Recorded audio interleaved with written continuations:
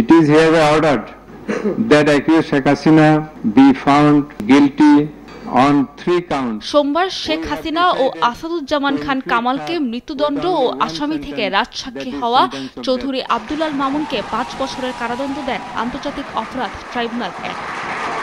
মামলার রায়ের পর অনেকটা নির্ভর ট্রাইব্যুনালের প্রসিকিউশন।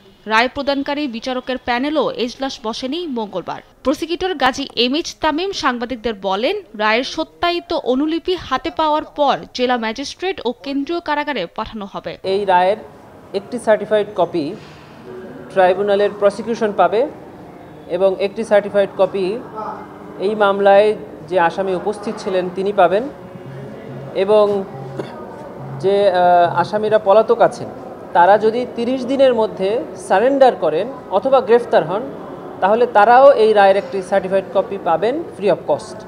রোজকার সাধারণ খাবার এখন হবে অসাধারণ। প্রাণ স্বাদের মশলা, স্বাদ বাড়ায়, ঘ্রাণ ছড়ায়। আরেকটি কথা ট্রাইব্যুনাল বলে দিয়েছেন, সেটা হলো যে এই রায়ের আরেকটি কপি ডিস্ট্রিক্ট ম্যাজিস্ট্রেটের কাছে, মানে ঢাকার জেলা প্রশাসক যিনি as well as district magistrate, ওনার কাছে ফর কমপ্লায়েন্সের জন্য যাবে। এটা ইন্টারপোলের মাধ্যমে পলাতক আসামিদের দেশে ফেরাতে পররাষ্ট্র মন্ত্রণালয়ে শেখ হাসিনা ও কামালের গ্রেফতারি ও সাজা পরোয়ানা পাঠানো হবে। ইতোমধ্যে তার প্রক্রিয়া শুরু হয়েছে বলে জানান এই প্রসিকিউটর। যে দুজন আসামি পলাতক আছে তাদের বিরুদ্ধে একটি গ্রেফতারি পরোয়ানার কপি সহ রেড নোটিশ জারির আবেদন করা আছে আমাদের আগেই। সেটাকে এখন মডিফাই করে গ্রেফতারি পরোয়ানার বদলে একটা কনভিকশন ওয়ারেন্ট, এই কনভিকশন ওয়ারেন্ট বা সাজার পরোয়ানা মূলে আমরা তার বিরুদ্ধে আরেকটি ইন্টারপোলে নোটিশ জারির জন্য আবেদন করব। কোন প্রক্রিয়ায় শেখ হাসিনা কামালের সম্পত্তি বাজেয়াপ্ত করে শহীদ ও আহতদের পরিবারকে দেয়া হবে তার নির্ধারণ করবে সরকার।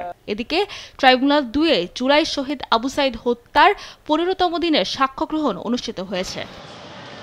সাবরিনা মজুমদার, দেশ টিভি, ঢাকা।